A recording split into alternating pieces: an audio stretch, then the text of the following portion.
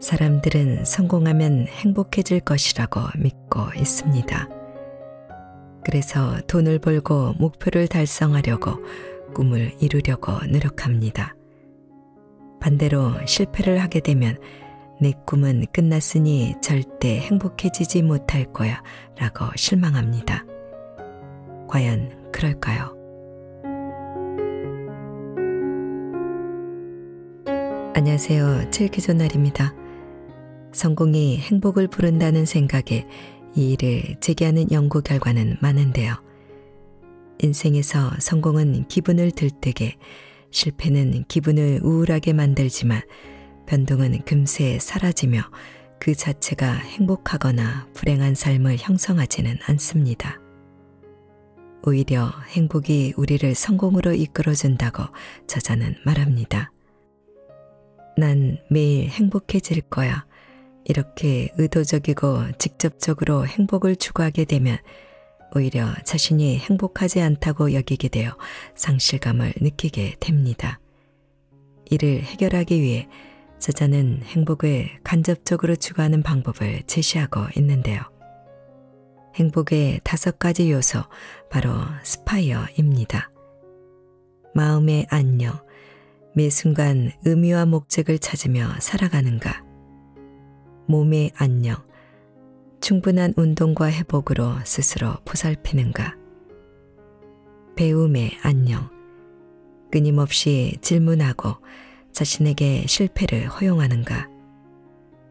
관계의 안녕, 타인에게 베풀고 자신을 돌보는가? 감정의 안녕, 나의 모든 느낌은 존중받고 있는가? 오늘 소개하는 책의 저자는 긍정심리학의 대가이자 하버드 행복 수업을 통해 전 세계 행복학 열풍을 일으킨 탈 벤 샤르의 조금씩 분명히 행복해지는 습관입니다. 저자는 이 책에서 행복의 5가지 요소에 대해 우리에게 어떤 조언을 해줄지 무척 기대되는데요. 잠시 책 속으로 들어가 보겠습니다. 오늘도 책 읽기 좋은 날과 함께 좋은 시간 보내세요. 구독, 좋아요는 사랑입니다.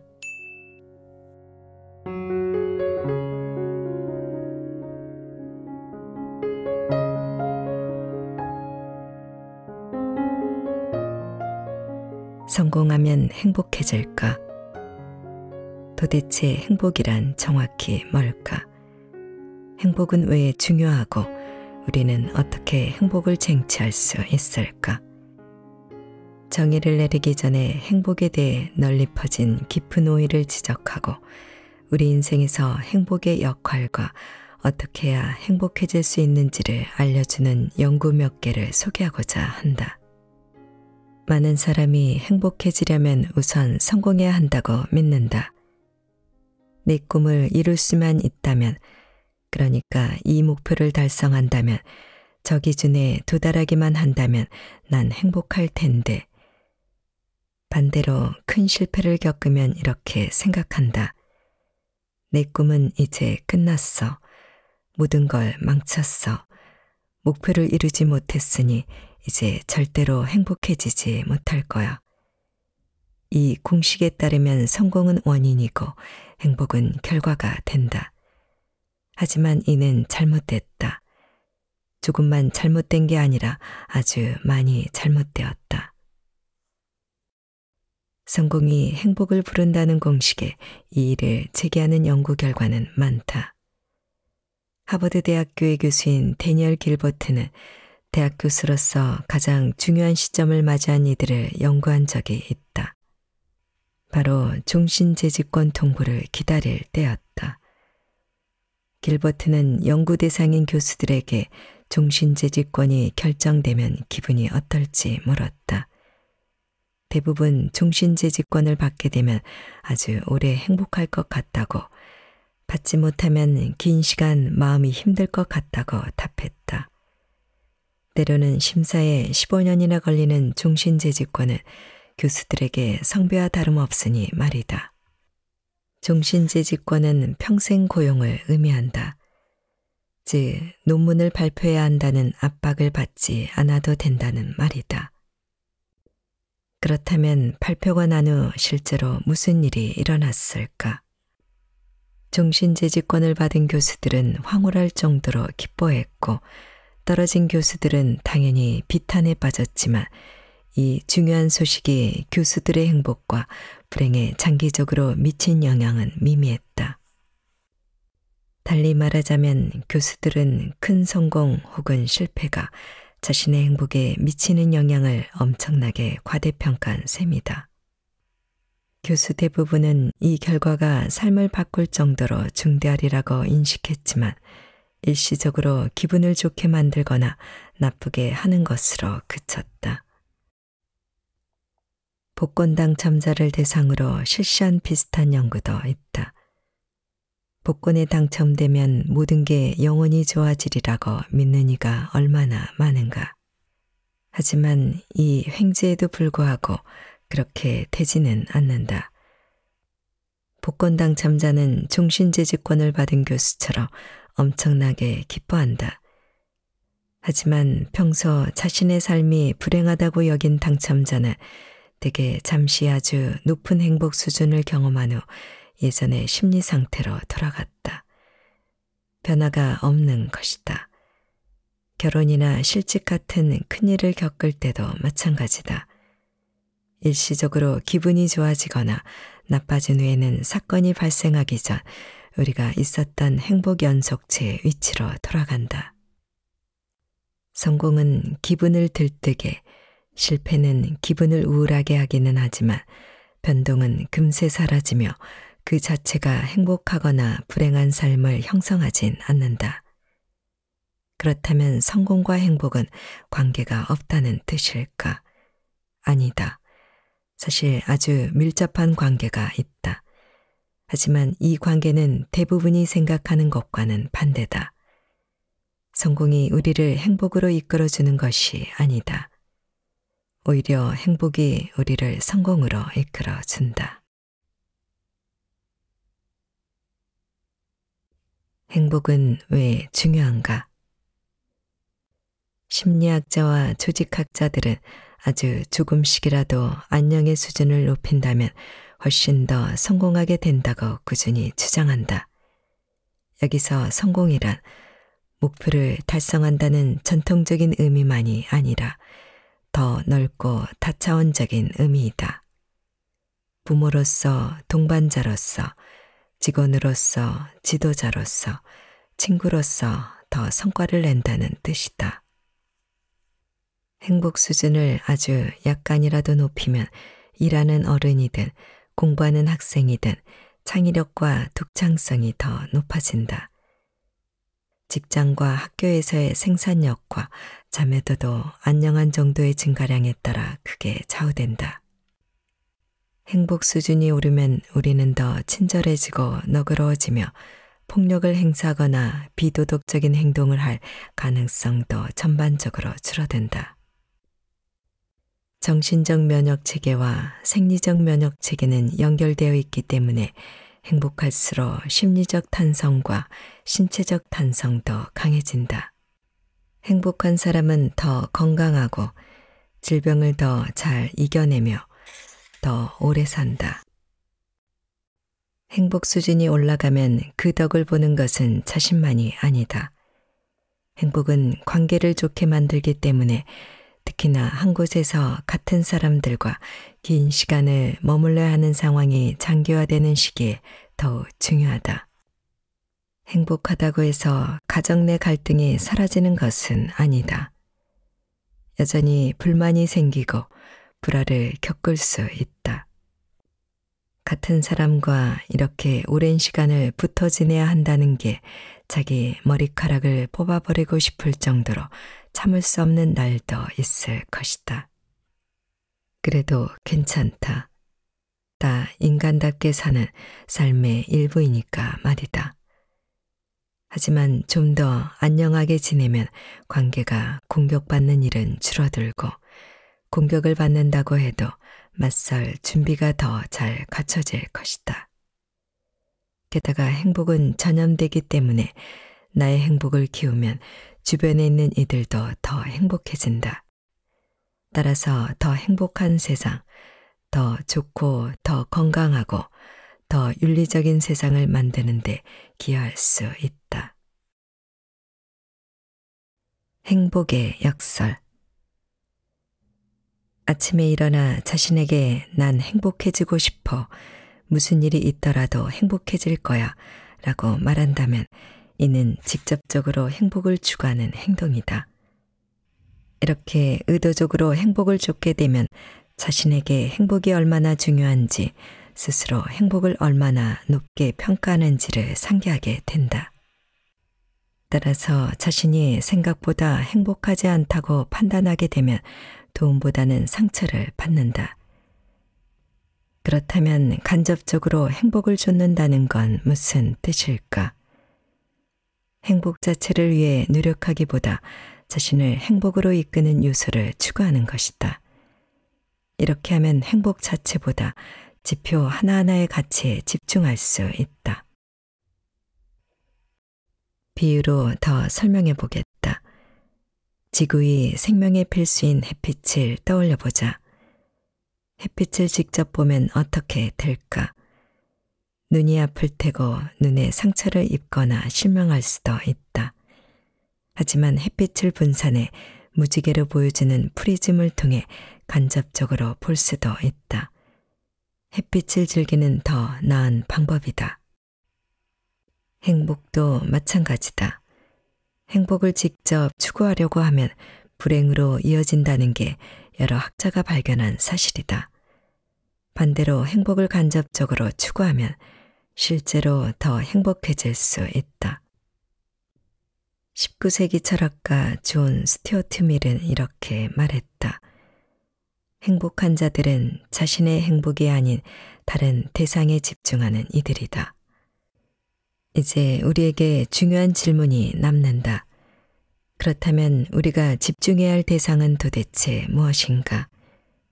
우리가 추구해도 되는, 우리가 빛을 향하도록 간접적으로 인도할 완전한 사람의 안녕을 이루는 비유의 무지개 색은 과연 무엇일까? 스파이어를 높이는 법. 나는 동료들과 행복으로 가는 길을 찾고 발전시키며 행복을 향해 간접적으로 이끌어주는 5가지 핵심 요소를 발견했다. 바로 마음, 몸, 배움, 관계, 감정의 안녕이다. 이 5가지 요소는 각각 완전한 사람의 안녕에 기여해 더 많은 행복을 얻게 하는 열쇠이다. 5단어의 첫 글자를 합치면 스파이어가 된다. 마음의 안녕. 마음을 챙기는 자세로 목적의식을 갖고 사는가? 마음의 안녕이란 의미와 목적의 가치를 찾는 것이다. 물론 종교와 관련된 내용일 수도 있지만 반드시 그런 것은 아니다. 자기 일을 천직으로 여기는 은행원은 일에 의미가 결여되었다고 생각하는 수도사보다 더 크고 영적인 마음의 안녕을 경험할 것이다. 또한 과거 다른 곳에서 있던 일로 산만할 때보다 지금 이 자리에 집중할 때 마음의 안녕을 더 크게 누릴 수 있다.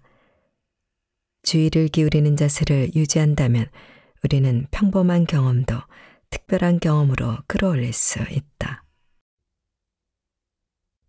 몸의 안녕. 몸을 소중히 돌보는가? 마음과 몸이 어떻게 연결되어 있는지, 그리고 마음과 몸이 서로 어떤 영향을 주고받는지에 관한 부분이다. 몸의 안녕은 운동처럼 움직이는 활동과 휴식, 치유 등 정지 상태를 통해 우리를 보살피며 얻을 수 있다. 건강하게 먹는 등 우리의 몸을 애정으로 다룬다면 신체적, 정신적 안녕을 키울 수 있다. 배움의 안녕.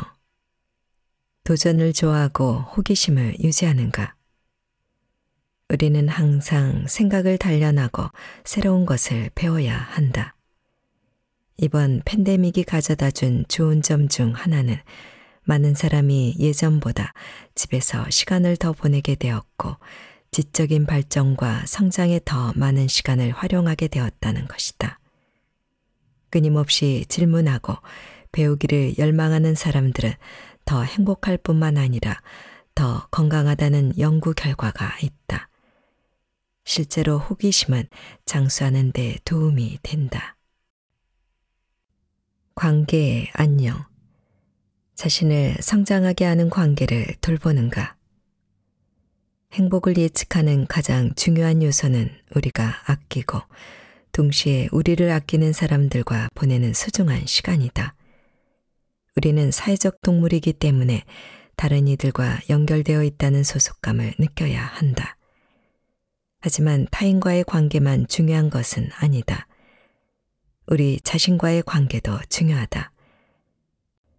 프랑스 철학자 파스칼은 이렇게 말했다.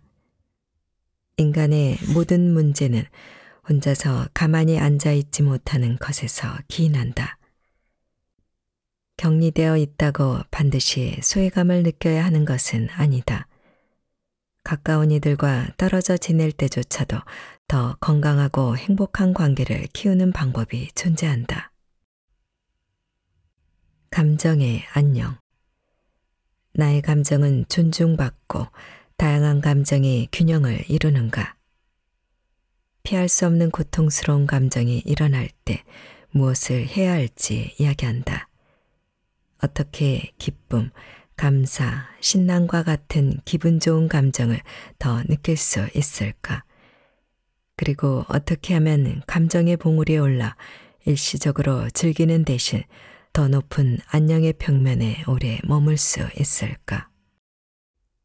이 5가지가 지금부터 자세하게 알아볼 행복을 간접적으로 형성하는 요소 스파이어다. 영어 단어 스파이어는 교회의 종탑처럼 건물의 가장 높은 부분인 첨탑을 가리킨다. 행복은 우리가 지향하는 가장 높은 지점이자 닿고자 하는 별이다. 스파이어는 또한 숨을 가리키는 어근이기도 하다. 행복은 우리를 숨쉬게 하고 우리의 에너지와 참여 동기를 높여준다.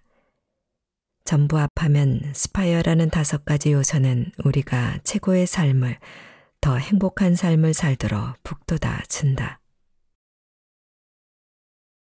마음의 안녕. 한 관광객이 이탈리아로 여행을 갔다. 길을 걷던 도중 그는 건물을 짓는 공사판으로 들어서게 되었다. 그는 한 노동자에게 다가가 물었다. 뭘 하는 중인가요? 그는 답했다. 벽돌을 쌓고 있습니다. 관광객은 계속 걸어가 먼저 만난 노동자와 같은 일 중인 사람을 만났다. 그에게도 같은 질문을 했다. 뭘 하는 중인가요? 2번째 노동자는 답했다. 벽을 세우고 있지요. 관광객은 2 노동자와 똑같은 일을 하는 3번째 일을 보았고 역시 같은 질문을 했다. 뭘 하는 중인가요? 3번째 노동자는 관광객을 바라보며 답했다. 신의 영광을 찬양하는 성당을 짓는 중입니다. 이 이야기는 우리에게 주어진 업무가 얼마나 지루하든 마주한 도전이 얼마나 막막하든 간에 이를 바라보는 관점은 매우 중요하며 이 관점이 우리의 경험에 큰 변화를 일으킨다는 사실을 깨닫게 한다. 행복 스파이어의 첫 번째 요소는 마음의 안녕 혹은 영적인 안녕이다. 대부분은 정신이나 영적이라고 하면 종교나 기도와 연결해 생각한다. 하지만 꼭 그럴 필요는 없다. 물론 예배당이나 교회, 사원, 절에서 영적인 경험을 할 수 있겠지만 일상에서도 충분히 가능하다. 우리는 2가지 경우에 마음의 안녕을 경험한다. 우리가 하는 일에서 의미와 목적을 느낄 때, 그리고 한순간 완전히 몰입할 때이다. 마음의 안녕에 관한 이야기를 하려면 우선 중요한 한 가지를 구별해야 한다. 빅터 프랭클의 죽음의 수용소에서 저자는 삶 자체의 의미와 삶에서 찾는 의미를 구분한다. 삶 자체의 의미는 나는 왜 세상에 태어났는가? 내가 이곳에 있는 목적은 무엇인가? 산다는 것은 무엇을 의미하는가? 같은 질문을 포함한다.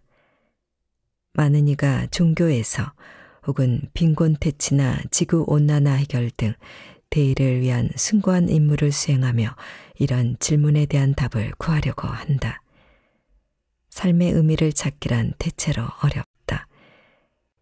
게다가 하루를 무사히 넘기기만을 바라게 되는 힘든 시기에는 이 질문을 고심하는 자체가 힘겹다.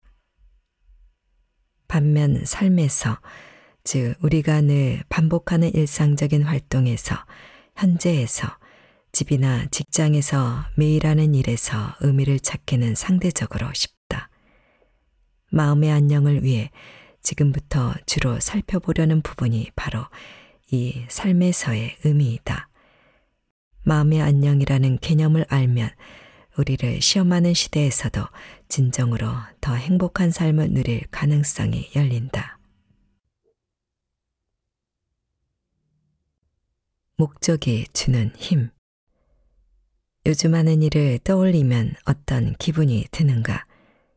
무엇으로부터 원동력을 얻는가?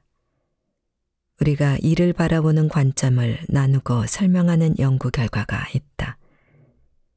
조직 심리학자들은 연구를 통해 사람들이 자신의 일을 세 종류 중 하나로 받아들인다고 확인했다. 첫째, 일은 급여를 받기 위한 수단이다. 이 경우 일은 돈이 필요하기 때문에 부득이하게 하는 수고가 된다. 할지 안 할지라는 선택의 여지가 거의 없다. 이를 이런 관점으로 본다면 당신은 의무감을 느끼게 된다. 일할 때 무엇을 기대하는가? 어쩌면 퇴근 시각이나 주말, 오래전부터 계획한 휴가나 마침내 은퇴할 날일지도 모른다. 이를 주로 경력을 쌓는 수단으로 보는 사람들도 있다. 조직에서 사다리를 오르는 방법으로 삼는 관점이다. 이들에게 일의 가장 중요한 기능은 경쟁에서 이기는 것이다. 이를 경력으로 삼는 이들은 미래와 보상을 중심에 놓는다. 앞서 나가고자 하는 마음에서 일하려는 의욕이 나온다. 연봉 인상과 상여금, 승진을 기대하며 일하는 것이다. 이를 천직으로 보는 사람들도 있다. 목적의식을 갖고 이를 경험한다는 뜻이다. 이를 진정으로 아끼고 즐기기 때문에 의무감이나 급여의 필요성을 넘어 일하려는 열정이 있다. 더 많은 일을 기대하는 마음이다. 이런 사람에게 일은 그 자체로 중요한 의미가 있다. 우리는 대부분 이 세 가지 관점을 전부 경험한다. 일이 지루한 날도 있고, 일로 얻는 것에 집중하는 날도 있고, 맡은 일을 진심으로 사랑하는 날도 있다. 문제는 그중 어떤 마음가짐이 가장 앞서는지, 이를 전반적으로 어떤 관점으로 대하는지이다. 다음 보기 중 어느 문장에 가장 공감하는가? 일을 주로 직업으로 본다. 나는 일을 즐기지는 않지만 해야만 한다. 일을 주로 경력으로 본다. 나는 발전하고 성공하는 데 집중한다. 일을 주로 천직으로 본다. 나는 내 일에 열정을 기울이며 내가 하는 일이 중요하다고 여긴다. 그들을 이 세 가지 마음가짐으로 구분했다. 한 번은 병원에서 여러 임무와직위를 맡은 직원들과 이야기를 나누었다. 가장 먼저 살펴본 집단은 날마다 바닥을 닦고 화장실을 청소하고 침대 시트를 가는 청소부였다. 청소부 중에는 이를 직업으로 보는 이들이 있었다. 이들은 먹고 살려면 돈을 벌어야 하니까 어쩔 수 없이 이 일을 하는 거라고 생각하며 근무 시간이 빨리 끝나기만 바랐다. 자기 일을 경력으로 보는 이들도 있었다. 이들이 일하는 이유는 더 나은 급여를 받고 높은 자리로 오르기 위해서였다. 그리고 같은 업무를 하면서도 자신의 일을 중요한 무언가의 일부로 여기는 청소부도 있었다. 이들은 자신이 의사, 간호사가 하는 일과 환자를 치유하는 일에 기여하고 있다고 생각했다. 자기가 하는 일에 의미를 부여한 세 번째 청소부 집단은 당연히 행동도 달랐다. 이들은 대체로 더 친절하고 다정한 태도로 남들에게 더 많은 도움을 주었으며 환자들에게 몸 상태는 어떤지 더 자주 물었다. 물론 이 집단에 해당하는 청소부 역시 퇴근할 시간만 기다리는 날도 있었고 승진해서 돈을 더 많이 벌 생각에 집중하는 날도 있었다. 하지만 전반적으로는 이를 천직으로 여기며 일상을 보냈다. 의사 역시 세 가지 관점에 따라 분류할 수 있었다. 의무감에 일하는 사람들은 이런 식이었다. 이번 주가 얼른 끝났으면 좋겠어. 20년 동안 같은 일을 해왔더니 지겨워 죽겠네. 주어진 일을 디딤돌 삼아 병동의 관리자나 전문 분야의 과장 자리에 오르려는 의사들은 이렇게 생각했다. 급여는 언제 인상될까? 지난번에 이야기 나왔던 승진은 어떻게 되는 거지? 그리고 이를 천직으로 삼은 열정 가득한 의사는 이를 이렇게 받아들였다. 이 일이야말로 내 인생의 목적이야. 조사 결과에 따르면 이를 천직으로 보는 비중은 청소부 집단보다 의사 집단에서 좀 더 높았지만 이를 단순한 직업이나 경력 수단으로 보는 의사도 여전히 많았다. 공학자, 교사, 은행원, 미용사 등 다른 수많은 직업군에서도 같은 양상이 발견됐다.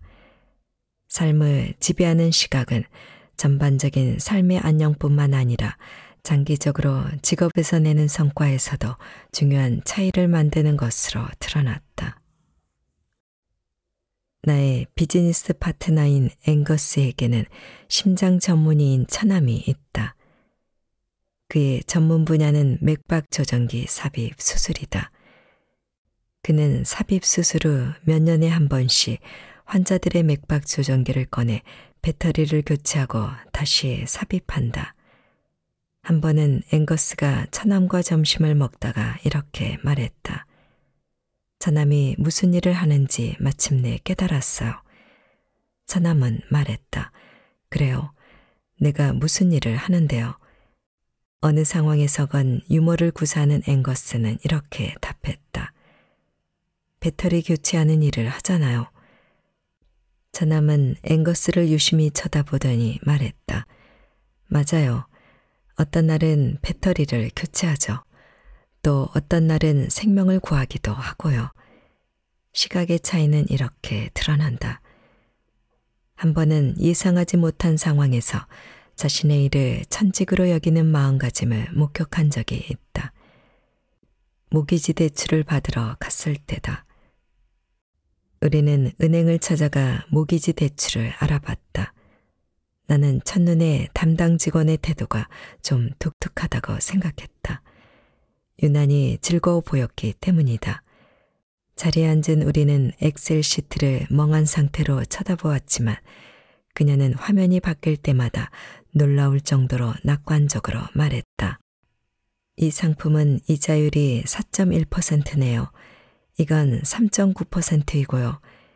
이 대출 상품은 15년, 이건 30년 만기예요. 결국 우리는 대출 승인을 받았다. 몇 주 후 은행에 다시가 온갖 서류에 사인하는데 대출 담당 직원은 업무를 처리하는 40분 내내 명랑한 태도를 유지했다. 일이 다 끝나자 나는 직원에게 질문했다. 일을 정말 좋아하시는군요. 그렇죠? 직원은 이렇게 답했다. 일을 사랑해요. 나는 다시 물었다. 정말요? 왜요? 직원의 답은 이랬다. 매일 고객의 꿈을 이루도록 도울 수 있으니까요. 몇 초가 흘렀고 직원은 우리를 보며 미소 짓더니 덧붙였다. 오늘 같은 일을 두 분께 해드릴 수 있고요. 정말이었다. 아내와 나는 우리가 꿈을 이루게 도운 그 직원에게 여전히 감사하고 있다. 전 세계에는 아마도 수십만 명의 모기지 대출 담당자가 있을 것이다.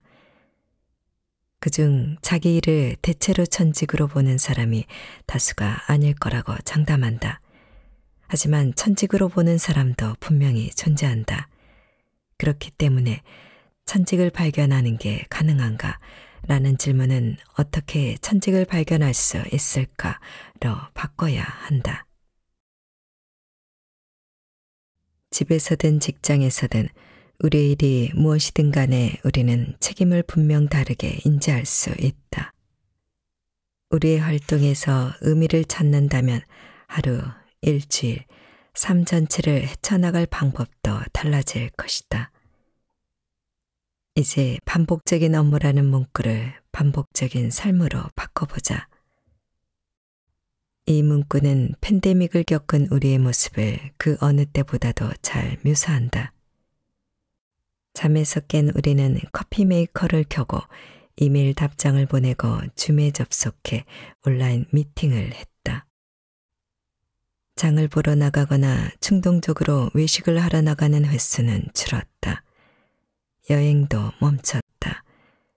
우리는 지극히 되풀이되는 일상을 살아야 했다. 사회적 고립, 불확실성, 불안함 같은 감정이 이렇게 자주 찾아옴에도 우리는 여전히 더 오래 이를 천직으로 경험하고 삶의 본질에 어느 정도 영향을 미칠 수 있다. 어떻게? 일상에 사는 활동의 중요성을 발견하면서 말이다. 다시 말하지만 삶 자체에 더 큰 의미를 말하는 것이 아니다. 삶의 의미는 다음에 논의할 주제다.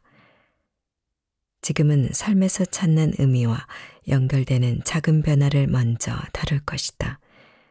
당신이 이룰 수 있는 단 한 가지 변화는 무엇인가?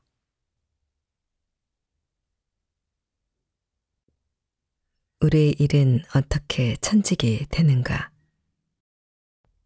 19세기의 철학자 프리드리 니체는 이렇게 썼다. 살아야 할 이유가 있는 자는 거의 모든 것을 견딜 수 있다.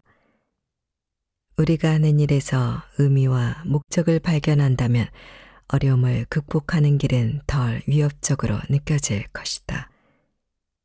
많은 경우 우리의 행동을 목적과 연결할 수 있느냐에 따라 역경에 무너지느냐 더 강해지느냐가 절망과 낙관의 차이가 생긴다. 와튼스쿨 심리학 교수 애덤 그랜트는 대학 운영기금을 모으는 텔레마케팅 종사자들을 대상으로 연구를 수행했다. 안녕하세요. 선생님, 모교에서 전화를 드리는 존이라고 합니다. 혹시 모교를 위해 기부하실 수 있을까요? 이 질문을 했을 때 가장 자주 듣게 되는 답은 무엇이었을까? 예측 가능하게도 아니요 였다. 운이 좋다면 아니요 죄송합니다. 이미 기부했어요 라는 말을 들었다. 그러나 더 자주 듣는 답은 이 번호로 다시는 전화하지 마세요나 그만 좀 하지를 거칠게 표현한 말이었다. 직원들은 자신을 의기소침하게 만드는 전화를 하루에 몇십 통이나 되풀이했다. 그랜트는 대학기금 모금자들을 무작위로 두 그룹으로 나눴다. 첫 번째 그룹은 원래대로 일했다. 그냥 종일 전화를 돌린 것이다. 하지만 두 번째 그룹은 일을 15분간 중단하게 했다. 딱 15분이었다. 그 짧은 시간 동안 그랜트는 두 번째 그룹이 재정 지원을 받는 대학생, 즉 모금자들이 하는 일의 수혜자와 이야기를 나누게 했다. 재정 지원이 없었다면 대학에 다니지 못했을 이들이었다. 학생들은 모금자들에게 이렇게 말했다. 기부금을 모금해 주셔서 감사합니다. 15분간 학생들은 학교에서 얼마나 멋진 시간을 보내고 있는지, 이 대학에서 공부할 수 있다는 게 얼마나 큰 특권인지, 자신이 배우는데 필요한 기금이 확보되어 얼마나 감사한지를 표현했다. 이후 모금자들은 다시 자기 자리로 돌아가 수화기를 들었다. 이 짧은 갭이 어떤 결과를 낳았을까? 모금자들은 자기가 하는 일을 더 의미 있게 보기 시작했다. 그들은 더욱 활발하고 의욕적으로 일하기 시작했다. 놀랍게도 실적 또한 증가했다. 자기가 하는 일이 얼마나 중요한지 깨달았다는 이유만으로 두 번째 그룹은 대조금보다 250에서 400% 높은 기부금 모집을 달성했다. 이는 관점을 살짝 전환한 것만으로 가능했다. 이제 한 발짝 뒤로 물러나 우리가 하는 일의 진정한 가치와 의도를 인식해 보자.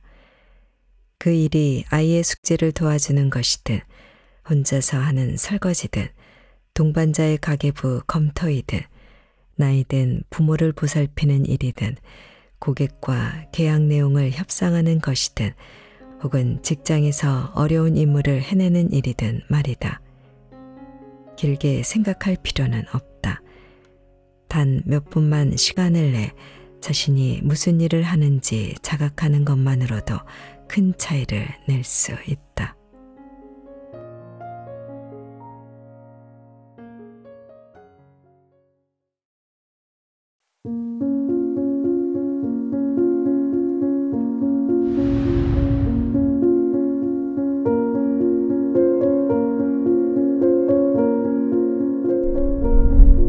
안녕하세요. 칠기존날입니다.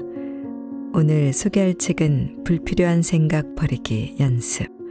지은이는 스즈키 토시아키, 옮긴이는 양필성, 발행하는 클랩북스입니다. 멋진 몸매를 만들고 싶다. 성공하고 싶다. 지금과는 다른 삶을 살고 싶다 라는 꿈을 꾸고 노력하지만 인생의 반전은 일어나지 않습니다. 실패한 사람은 계속 실패하고 소극적인 사람은 앞으로도 소극적인 삶을 살게 됩니다. 왜 그럴까요? 사람들은 자기도 모르는 사이에 인생의 각본을 써놓고 그대로 살기 때문입니다. 운 또는 운명이라고 믿는 것은 사실은 자신이 쓴 각본이라는 얘기입니다. 그런데 각본은 수많은 고정관념으로 이루어져 있습니다. 그러므로 인생을 바꾸고 싶다면 마음속에 굳게 자리 잡은 생각이나 관념을 바꿔야 합니다. 인생을 변화시키는 열쇠가 여기에 있는 것입니다. 이 책은 우리의 인생을 지배해온 각본의 정체를 밝히고 고정관념의 근원을 밝혀내어 여기서 벗어나기 위한 방법들을 구체적으로 설명하고 있습니다. 세상에는 나를 바꾸고 싶다, 성격을 바꾸고 싶다라고 생각하는 사람들이 많습니다. 하지만 나라는 존재는 벼락치기 기술로 쉽게 바꿀 수 있는 만만한 존재가 아닙니다. 고정관념에만 20년 이상 연구해온 저자는 이렇게 말합니다. 우리 모두는 문제를 해결할 능력을 내면에 품고 있습니다. 제대로 된 방법으로 노력하면 인생이 놀랄 만큼 바뀝니다. 무의식적으로 자신을 지배하는 생각에서 벗어나 인생의 즐거움과 깊이를 더하기를 바랍니다. 자, 그럼 지금부터 잠시 책 속으로 들어가 보겠습니다.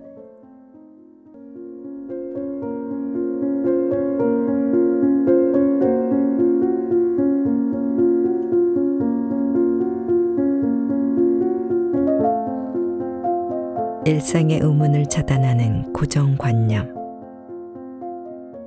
인생 각본을 이루는 고정관념은 당신 인생의 대부분을 지배한다고 해도 과언이 아니다. 예를 들어 당신은 어떤 성격인가? 밝은 성격인가? 어두운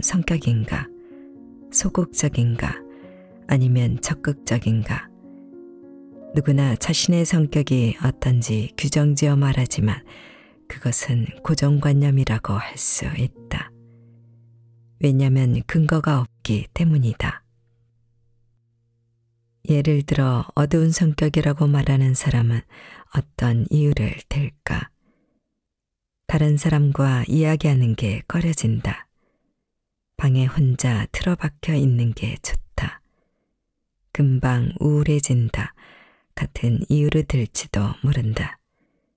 그러나 아무도 그렇게 해야 한다고 강요하지 않았다. 그 행동을 선택한 사람은 바로 그 자신이다. 그 행동이 쌓여서 완성된 것을 두고 나는 어두운 성격이야 라고 믿을 뿐이다. 성격은 오늘부터라도, 지금 이 순간부터라도 어떻게든 바꿀 수 있다. 끝까지 파고들었을 때 아무 근거가 없다고 밝혀지는 믿음을 고정관념이라고 한다. 고정관념은 항상 착용하고 있어서 몸의 일부처럼 돼버려 자신이 착용하고 있는지조차 느끼지 못하는 안경과 같다. 그런데 당사자는 그 안경을 통해 세상을 바라본다. 고정관념의 정의는 자신도 자각하지 못한 상태에서 합리적인 근거가 없거나 잘못된 근거를 바탕으로 단정하고 확신해버리는 마음의 작용이다. 고정관념의 특징을 정리해보면 다음과 같다. 너무나 자명한 이치이고 당연해서 그것이 있는지도 의식하지 못한다. 자기도 모르는 사이에 그것을 전제로 삼아버린다. 조금의 의심도 하지 않는다. 다른 선택지가 있다는 가능성을 전혀 생각하지 않는다. 근거를 따질 필요성조차 느끼지 못한다. 요컨대 너무 당연해서 그것에 대해 전혀 의심하지 않고 다른 선택지를 생각하거나 근거를 따질 필요도 없다고 생각하고 전제로 삼는 것. 그것이 고정관념이다. 명문대학에 들어가 대기업에 취직하면 성공한 인생이다 라고 생각하는 것도 고정관념이다. 명문대학에 들어가 대기업에 취직한 이들 중에서도 회사에서의 인간관계가 좋지 않아 이직을 반복하는 사람이 있는가 하면 회사를 그만두고 집에 틀어박혀 은둔 생활을 하는 사람도 있다. 반대로 고등학교를 졸업하고 곧바로 돈을 벌기 시작해 일찌감치 결혼해서 행복한 가정을 꾸린 사람도 있다. 행복을 결정하는 것은 대학의 등급이나 회사의 규모가 아니다. 또 부자가 되면 행복해질 수 있다라는 생각도 고정관념이다. 돈은 그저 종이일 뿐이다. 모두가 신뢰하기 때문에 물건을 살 때 편리하게 이용할 수 있긴 하지만 그런 종이를 많이 가지면 행복해질 수 있다는 것은 단순한 고정관념일 뿐이다. 고정관념대로 살면 인생이 단순해진다. 왜 사람은 고정관념을 가지는 걸까? 고정관념이 뇌의 부담을 줄여주므로 편하게 사는데 도움이 되기 때문이다. 만약 고정관념이 전혀 없다면 어떻게 될까? 극단적으로 말하면 옷을 입어야 하나, 가족을 믿어야 하나, 식사는 해야 하나 라는 것부터 생각해야 한다. 당신이 이렇게 책을 읽을 수 있는 것도 그동안의 경험이 만들어낸 일종의 고정관념 덕분이라고 할 수 있다. 사람은 보다 효율적으로 살기 위해 불필요한 생각을 하지 않도록 고정관념을 갖는다. 정상적인 일상생활을 유지하려면 외라는 의심의 고리를 적당한 곳에서 끊어낼 필요가 있다. 어린아이들은 고정관념이 발달하지 않았기에 어른들에게 왜라는 질문을 반복한다. 자동차는 왜 빨라? 아빠는 왜 회사에 가? 해는 왜 동쪽에서 떠? 어른들에게는 너무나 당연한 것들인데도 아이들은 일일이 왜라는 질문을 던진다. 그래서 어른들은 영원히 계속될 것 같은 아이들의 질문을 적당한 곳에서 멈추게 할 필요성을 느낀다. 자녀, 왜 유치원에 가야 하는 거야? 부모, 유치원에 가야 초등학교에 갈 수 있거든. 자녀, 왜 초등학교에 가는 거야?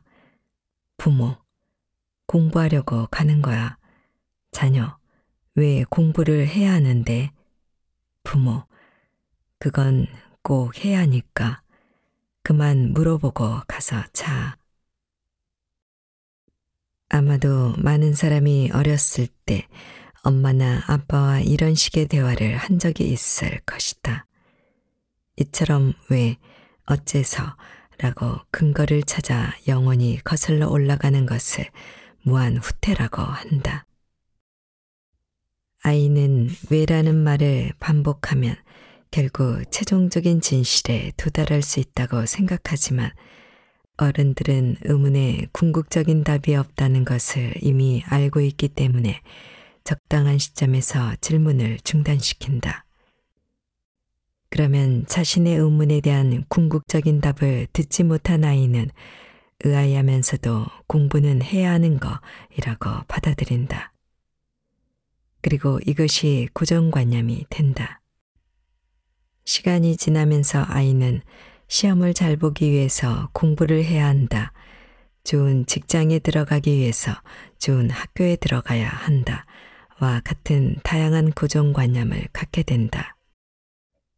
공부를 못하는 아이는 나고자라는 꼬리표도 사회가 만들어내는 고정관념일 뿐이다. 공부를 해야만 한다는데 합리적인 근거가 없듯이 세상에서 통용되는 상식 중 많은 것이 합리적인 근거를 가지고 있지 않다. 이 그림은 보는 사람에 따라 노파로 보이기도 하고 젊은 여성으로 보이기도 한다. 같은 그림인데도 다르게 보인다는 점에서 각자의 생각과 사고방식이 사물을 바라보는 시각에 얼마나 큰 편견을 부여하는지 알 수 있다. 우리는 사물을 인지할 때 자신만의 필터를 통해 바라보게 된다. 필터가 활성화되면 중요하게 여기는 것 외의 정보는 그저 배경으로 전락한다. 이 그림에서 노파와 젊은 여성을 동시에 보기는 어려운 것처럼 말이다.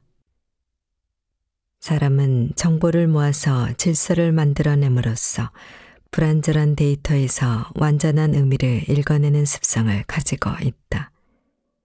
그 과정은 마음의 필터를 통해 진행된다. 자신에게 편리한 질서를 만들어냄으로써 스스로 인정할 수 있는 완전한 의미를 찾아내는 것이다. 자동사고는 살아남기 위한 전략이었다. 고정관념을 이해할 때 중요한 개념으로 자동사고라는 것이 있다. 예를 들어 등산을 갔다고 해보자. 친구와 이야기를 나누며 나무 사이로 핀 꽃을 구경하면서 산을 오르고 있는데 갑자기 바스락거리는 소리가 나면서 풀숲이 크게 흔들린다. 일반적으로 이런 상황에서는 뱀인가 아니 곰일지도 몰라 라고 위험을 감지하고 재빨리 도망칠 것이다. 풀숲이 흔들렸는데 다람쥐나 토끼가 나오리라고 생각하는 사람은 많지 않을 테니 말이다. 심리학에서는 이처럼 어떤 상황이나 사건에 맞닥뜨렸을 때 불쑥 어떤 생각을 하게 되는 습관을 자동사고라고 부른다. 근거나 이유를 건너뛰고 결론에 도달하는 자동사고는 애초에 인간이 자기 몸을 지키기 위해 익힌 능력이다. 진화 초기의 인간을 떠올려보자. 원시시대의 인간은 거대 육식동물의 먹이가 되는 작은 동물에 지나지 않았다.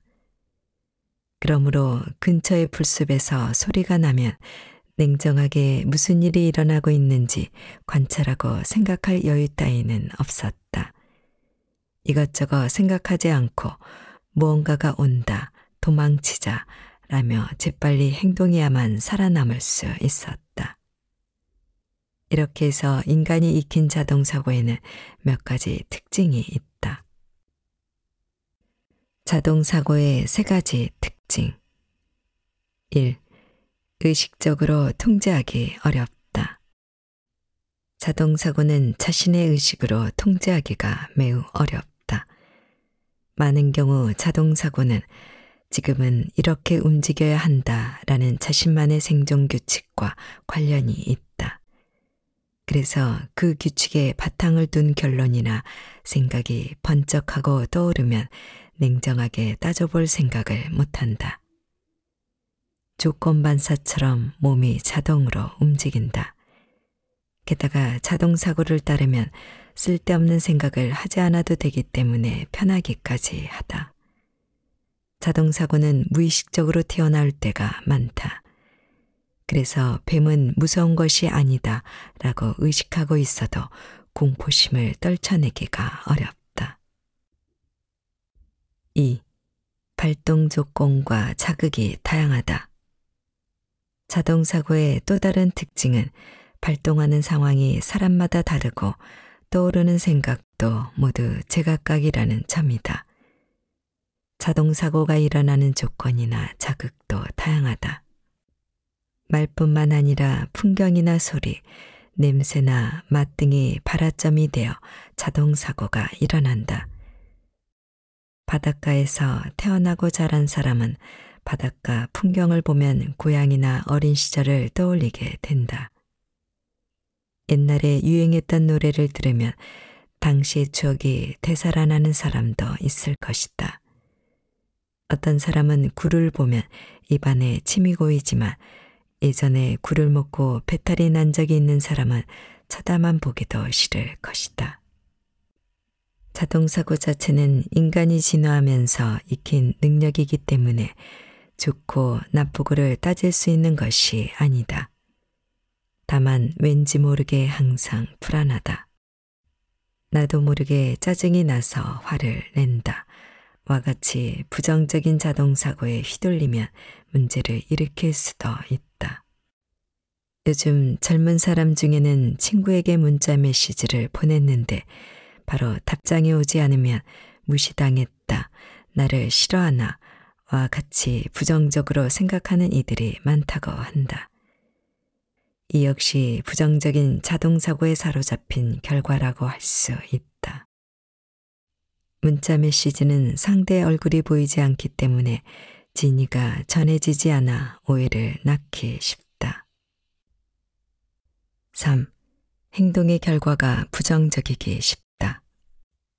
자동사고를 따르면 상황을 충분히 판단하지 못한 채로 행동할 때가 많아진다.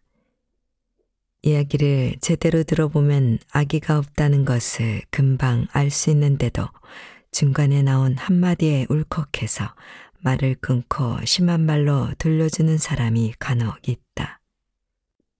이것도 자동사고 때문이다. 즐겁게 대화를 나누다가 가벼운 입씨름이 벌어지고 그것이 말싸움으로 번져서 결국은 친구나 연인과 헤어지는 일도 있다. 부정적 자동사고에서 벗어나 긍정적 자동사고로. 이제 드디어 문제 해결 단계로 접어들었다. 어떻게 하면 고정관념에서 벗어나 자유로운 사고를 할 수 있는지 알아보자. 먼저 고정관념은 앞에서 설명한 자동사고와 밀접한 관계가 있음을 기억하자. 일상생활을 할 때는 논리적 사고보다 자동사고가 더 편리하고 상황을 빠르게 판단해야 할 때도 도움이 된다. 그러나 달리 말하면 자신이 의식하지 못한 상태에서 제멋대로 진행되는 사고라는 뜻이기도 하다.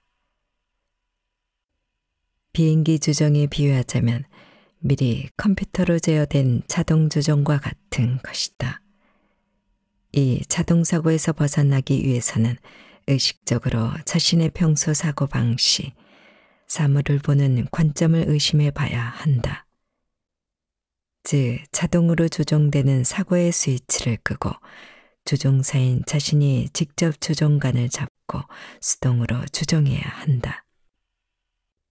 비행기도 평상시에는 자동 조종으로 움직이다가 뭔가 문제가 발생하거나 위급한 상황일 때는 수동으로 전환해 조종한다. 그와 마찬가지로 사람도 만일의 경우에는 스스로 마음을 컨트롤할 수 있도록 준비해둘 필요가 있다. 그렇다면 자동에서 수동으로 바꾸는 스위치는 어디에 있을까? 답은 인지다. 인지는 개인이 사물을 파악하는 방식을 가리킨다.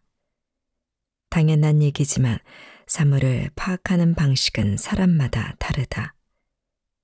똑같은 캐릭터를 보고 귀엽다고 느끼는 사람이 있는가 하면 기분 나쁜 캐릭터라고 생각하는 사람도 있다. 똑같은 외부 자극을 받아도 인지 방식은 사람마다 다르다. 인지요법은 인지 방식을 바꾸는 심리요법이다. 부정적 자동사고를 끊어내는 방법. 흑백 사고, 모 아니면 도 사고를 끊어내기.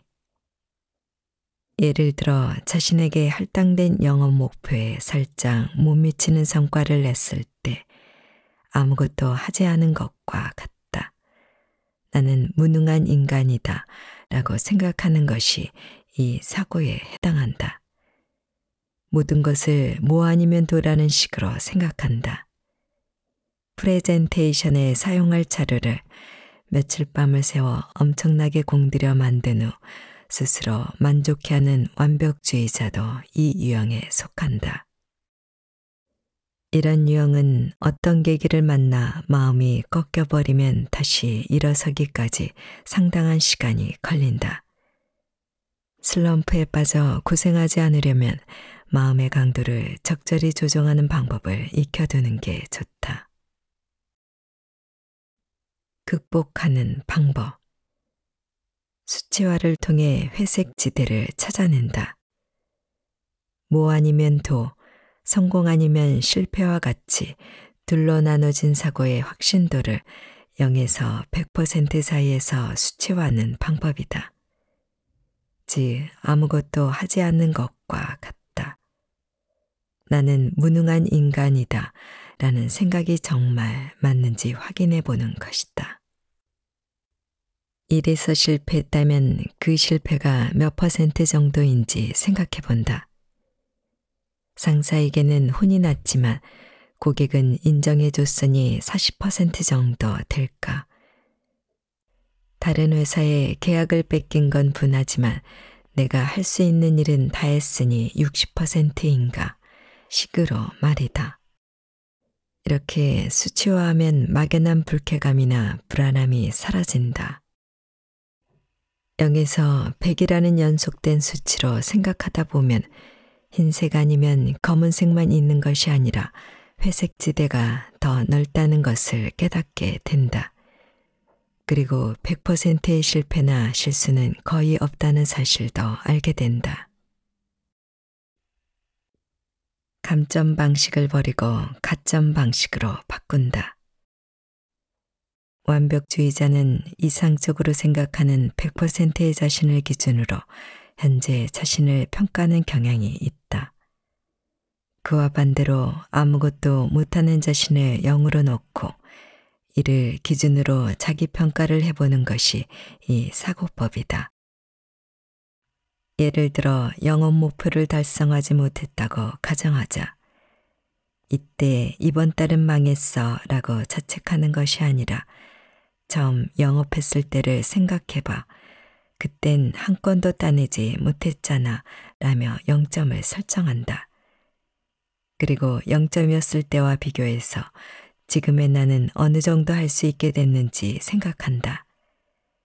만약 30건을 계약했다면 30점이나 높아진 것이다. 완벽주의자일수록 과거에 가장 잘 나가던 나를 기준으로 삼는다. 그러다 보니 그때보다 못한 결과가 나오면 자기를 마이너스로 평가한다.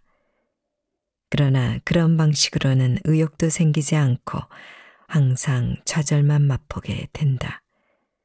더 높은 곳을 지향하는 자세는 중요하지만 필요 이상으로 자신을 낮게 평가해서는 안 된다. 조금이라도 좋은 결과를 냈다면 그것을 플러스로 생각하는 자세가 중요하다. 이렇게 감점 방식에서 가점 방식으로 사고법을 전환하자. 이 과정을 통해 잘한 점을 찾아내면 자신을 받아들일 수 있게 되어 결과적으로 좋은 실적을 낼 수 있다. 고정관념을 이용하면 어떤 모습이든 될 수 있다. 지금까지 인생 각본을 바꾸기 위해 고정관념에서 벗어나자는 이야기를 했다. 그러나 모든 고정관념이 나쁜 것은 아니다. 고정관념을 활용하면 문제를 개선하고 성격을 바꿀 수 있고 목표를 달성할 수도 있다. 그래서 지금부터는 앞서와 반대로 고정관념을 내 편으로 만드는 방법을 이야기하려고 한다. 내 편이 되어주는 고정관념의 대표적인 예로 긍정적인 자기 암시가 있다. 자기 암시란 이루고자 하는 목표를 달성했을 때 자신을 최대한 구체적이고 선명하게 이미지화하여 뇌에 입력하는 행위를 말한다. 즉, 미래의 자신을 머릿속에서 선명하게 예측하는 것이다. 스포츠 세계에서는 가끔 기적처럼 생각되는 역전극이 펼쳐진다. 야구로 치면 9회 말, 축구로 치면 연장전에서 벌어지는 역전극이 그렇다. 이대로 가면 패배가 확정될 수도 있는 상황에서 끝까지 포기하지 않고 능력을 발휘할 수 있는 이유는 남들 이상으로 힘든 훈련을 해왔다는 자신감이 있기 때문이다. 그 자신감이 강하고 긍정적인 고정관념을 만들어낸다. 이른바 플라세보 효과도 고정관념이다. 가짜약이라는 사실을 알리지 않고 환자에게 먹였더니 실제로 증상이 개선된 사례는 드물지 않다. 무릎이 아파서 걷기가 힘들다고 호소하는 환자에게 무릎을 수술해 주겠다고 말하고 메스를 댔다가 아무런 치료도 하지 않은 채 봉합했을 뿐인데 환자가 평소처럼 걸을 수 있게 된 사례도 있다. 근력 트레이닝도 그저 근육을 움직이기보다는 단련하고 싶은 부위가 일시적으로 파괴됐다가 빠르게 회복되는 모습을 떠올리면서 할 때 더욱 높은 효과를 볼 수 있다. 머릿속에서 상상할 수 있는 것은 실제로 재현할 수 있지만 머릿속에서 그리지 못하는 것은 재현할 수 없다. 인생의 목표나 꿈도 마찬가지다. 젊은이들은 미래의 나는 이렇게 될 거야, 이거밖에 없어 라고 믿는다. 그러면 그 후의 인생에서 어떤 선택을 해야 할 때 이쪽으로 가는 편이 꿈과 좀 더 가까워질 것 같아 라는 힌트를 얻을 수 있다. 진로나 취업 같은 중요한 문제부터 점심으로 무엇을 먹느냐 하는 작은 문제까지 꿈의 실현에 가까워지는 쪽을 선택한다. 이것이 쌓이고 쌓여서 결국 꿈을 실현시킨다. 자기 실현적 예언은 긍정적인 방향으로도 작용한다. 부정적인 고정관념을 버리고 새로이 좋은 이미지를 믿으면 인생의 궤도가 수정되어 바람직한 방향으로 나아갈 수 있다. 성격을 바꾸는 4가지 방법. 성격은 바꿀 수 없다는 말을 자주 듣지만 지금까지 설명한 대로 성격은 고정관념이 쌓여서 만들어진 것이다. 성격은 바뀌지 않는다라는 것 자체가 고정관념이라고 할 수 있다. 먼저 왜 나는 이런 행동 패턴을 보이는 걸까를 제대로 분석해 보자. 어떤 상황에서 반드시 어떤 행동 패턴을 보이는 것도 깊이 파고들면 배후에 사람들은 나에 대해 틀림없이 이렇게 생각할 것이다 라는 고정관념이 있다. 불과 몇 명의 대인관계에서 겪은 일을 세상 사람 모두에게 적용해 과도하게 일반화한 것이다. 또 스스로 믿고 있는 자신의 성격과 이상적인 성격 간의 괴리가 크다고 느낄수록 바뀔 리가 없다고 믿게 된다. 성격이 바뀌지 않는다는 신념이나 고정관념이 단단히 자리 잡은 결과다. 그러나 성격은 전적으로 유전으로 정해지는 것이 아니며 환경의 영향을 더 많이 받는다. 이 말은 환경이 크게 달라지면 행동 패턴이 달라질 가능성이 있다는 뜻이다. 그러니 입학했을 때나 회사를 옮겼을 때처럼 환경이 크게 바뀔 때 과감하게 행동 패턴을 바꿔보는 것도 한 가지 방법이다. 어쨌든 성격은 바뀌지 않는다라는 고정관념을 성격은 바뀐다라는 신념으로 바꿔볼 필요가 있다. 성격을 바꾸는 데 도움이 될 4가지 방법을 소개한다. 1. 행동을 바꾼다. 성격에 따라 행동이 규정된다면 행동이 성격을 바꿀 수도 있다. 이것은 일관성을 유지하고 싶다라는 인간의 성질에 따른 것이다. 어떤 행동을 강제로 하면 자신의 내부에서 앞뒤가 맞도록 나는 이런 인간이다 라는 식의 고정관념이 제멋대로 생겨난다. 자신은 원래 밝은 사람이 아니라고 생각하더라도 회사 사람들에게 열심히 인사를 해보자. 그러면 인사를 한다는 행동에 내면이 끌려온다. 그러다 보면 어느 날 사교적이고 밝은 사람이 된 자신을 발견하게 될 것이다. 목표를 달성할 수 있을 것 같다면 과감하게 행동해보자. 그리고 자기 행동을 제약하는 마음속의 다양한 금지령을 몰아내자. 행동을 하면 결과는 달라진다. 그리고 그 결과가 내면을 바꿔나간다. 성격은 행동 뒤에 따라온다. 의도적으로 좋은 사람처럼 발언하고 나면 자신에게 긍정적인 이미지를 품게 되며 의도적으로 나쁜 사람처럼 발언하고 나면 자신에게 부정적인 이미지를 품게 된다. 즉, 본심이 아니더라도 그렇게 행동하면 점점 본심처럼 되어간다. 그러므로 자신을 바꾸기 위해서는 행동을 과감하게 바꿔야 한다. 억지 웃음이라도 좋으니 많이 웃자. 조금씩 긍정적으로 변하는 자신의 새로운 모습을 보게 될 것이다. 2. 척을 해본다. 예전에 중국의 한 창업자가 프레젠테이션에서 애플의 스티브 잡스와 똑같은 옷을 입고 행동과 제스처까지 따라해서 화제가 된 적이 있다. 아마도 많은 사람이 그를 단순한 흉내쟁이라며 비웃었을 것이다. 그러나 고정관념을 자신의 편으로 만든다는 의미에서 생각하면 척을 하는 것은 매우 효과적인 방법이다. 이상형으로 생각하는 사람을 따라하면서 내면을 바꿔나가는 것을 심리학에서는 모델링이라고 한다. 누군가를 따라하다 보면 자신이 생각하는 이상형에 조금씩 가까워지고 어느새 내가 그 모습이 나다라고 믿게 된다. 신입 영업사원은 대개 처음에는 명함조차 제대로 건네지 못하고 거래처에서 여유롭게 잡담을 나누는 건 꿈도 못 꾼다. 그럴 때는 주위의 선배나 상사를 주목하자. 실적이 좋은 선배나 의지가 되는 상사는 어떻게 행동하고 어떤 이야기를 할까? 어떤 계기로 화제를 넓히고 그것을 어떻게 상담으로 연결할까? 그렇게 열심히 관찰한 후 실제로 그 사람이 했을 법한 말을 해보자. 처음에는 생각대로 되지 않더라도 신경 쓸 필요 없다. 언젠가 그것이 자신의 틀이 되고 자신에게 딱 맞는 옷이 될 것이다.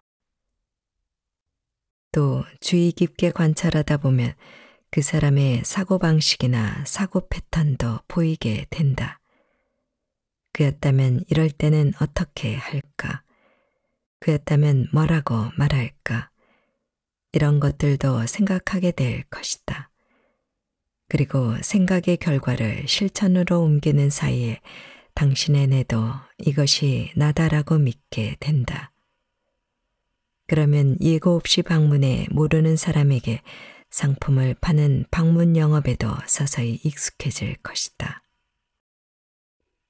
어쩌면 당신은 그런 단순한 방법으로 성격이 바뀔까라고 생각할지도 모르겠다. 하지만 달리 생각해보자. 사람은 나쁜 고정관념 때문에 고민하는데 그 역시 단순한 것에 불과하다. 뇌는 복잡한 반면 이처럼 단순한 면도 있다. 좋은 고정관념이든 나쁜 고정관념이든 대부분은 단순한 계기에서 비롯된다.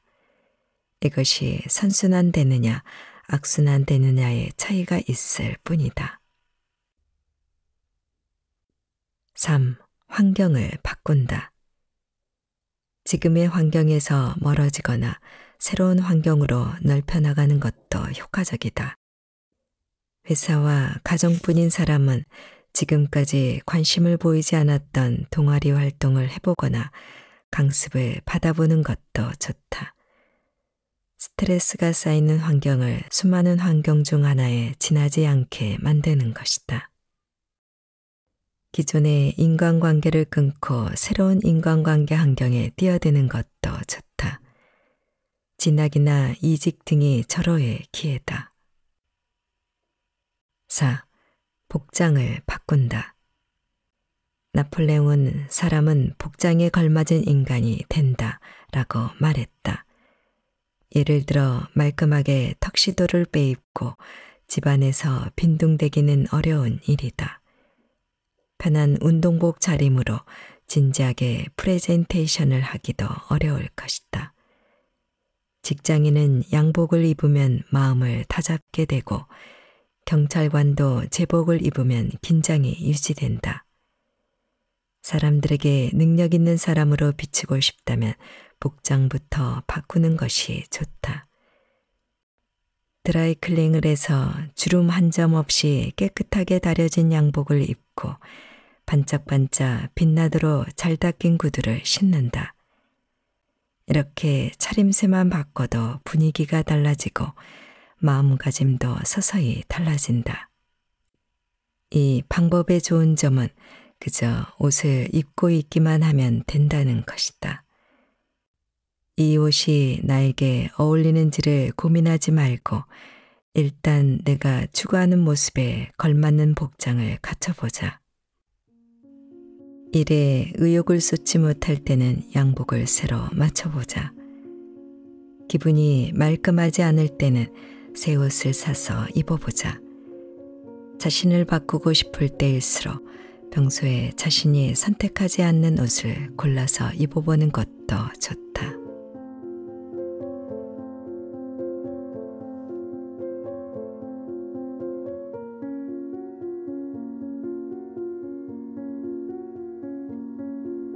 책 읽기 좋은 날 오늘은 여기까지입니다. 안전하고 포근한 시간 되세요. 사랑합니다.